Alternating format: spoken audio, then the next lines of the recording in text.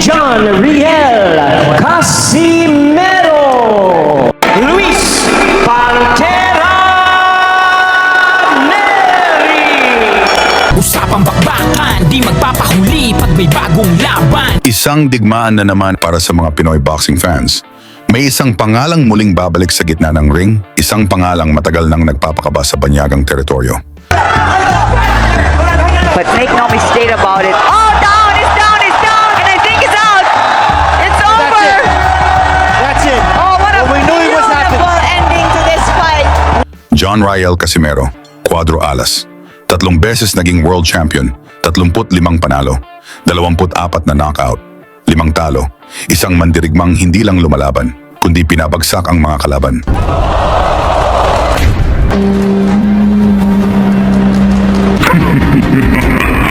Labindalawang bansa na ang kanyang dinayo at sa bawat lupain, may iniwang katahimikan. Pinabagsak ni Cuadro Alas ang kanilang mga champion.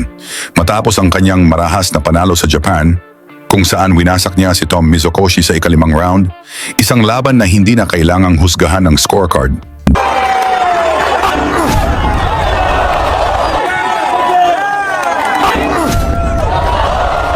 Isang pinto ang bumukas. Pero kasabay noon, isang mas mabigat, mas delikado, mas madugong hamon ang humarap sa kanya. Ayon sa Kameda Promotions, target nila ngayong 2026, ibalik si Casimero sa pagiging world champion ngayong taon. Ngunit bago mangyari iyon, tatapusin muna itong isang mission, isang pangalan na kilala sa tapang at tibay sa loob ng ring, ang 2-division world champion ng Mexico, si Luis Neri. Pareho silang nasa ilalim ng Kameda, at kapag Kameda ang may hawak ng kwento, iisa lang ang destinasyon, ang Japan. Isang lupain na hindi ka mananalo sa tapang lang. Hindi ka mananalo sa dikit na laban. At siguradong hindi ka mananalo sa puntos. Dito, kailangan mong pabagsakin ang kalaban. At hindi biro si Luis Neri. Siya ang unang lalaking nagpatumba kay Naoya Inoue. Bagamat natalo sa huli, siya ang unang nagpakita na ang monster ay pwedeng bumagsak. Pero kung may iniwang marka si Neri, si Casimero naman ay nag-iwan ng bangungot sa Japan. 2 beses niyang ginulantang ang Japan. Isang Mexican knockout artist ang kanyang pinabagsak. Ika-2 round pa lang, tapos na ang laban. At ang lahat ng iyon, naganap sa harap mismo ng mga mata ni Naoya Inoue.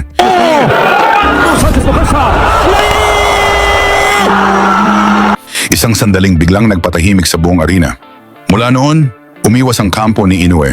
Pero para maintindihan kung bakit kinatatakutan si Casimero, panoorin natin ang laban niya kontra sa undefeated champion na si Duke Maika, ang binansagang Terminator ng Ghana. 24 na panalo, 19 na knockout, walang talo.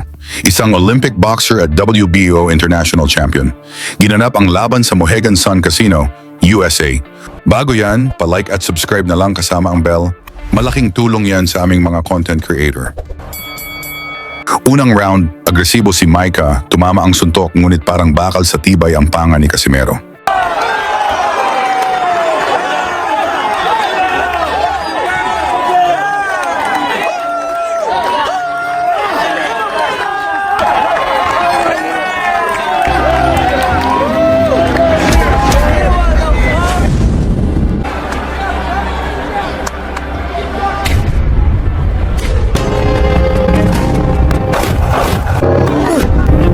Round, and these two 118-pounders are capable of doing it.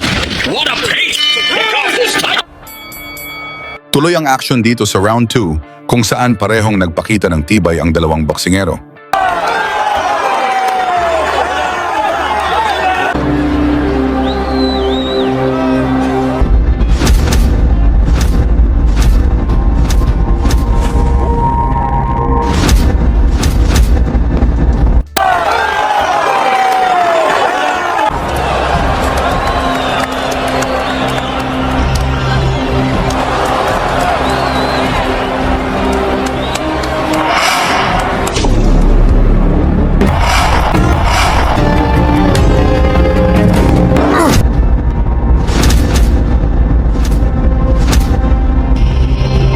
Ikalawang round, isang solidong kanan.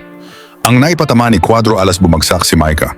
Tumayo pa pero bistadong nasaktan.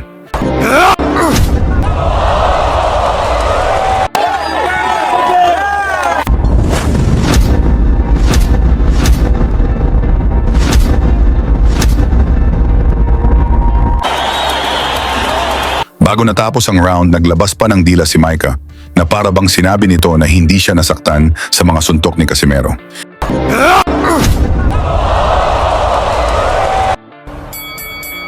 At sa ikatlong round, dito na tinapos ni Casimero ang kahambugan ni Micah. Isang malinis na walang awang uppercut, diretso sa panga ni Micah. Finish him. Talagang napuruhan, kaya bago pa bumagsak, inawat na ng referee ang laban. Technical knockout sa round 3, panalo si Casimero.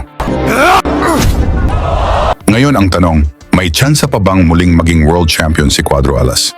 Ikomento na lang ang inyong sagot at isama ang inyong lugar para malaman natin saan umabot ang suporta ng mga Pilipino sa laban ni Casimero kontra Luis Neri. Lagi niyong sundan, huwag magpapahuli. Pag-usapan ni bakbakan, balita niya at laban. Mga Pinoy na di nagpapagapi. Salamat sa mga suporta na lagi nandyan.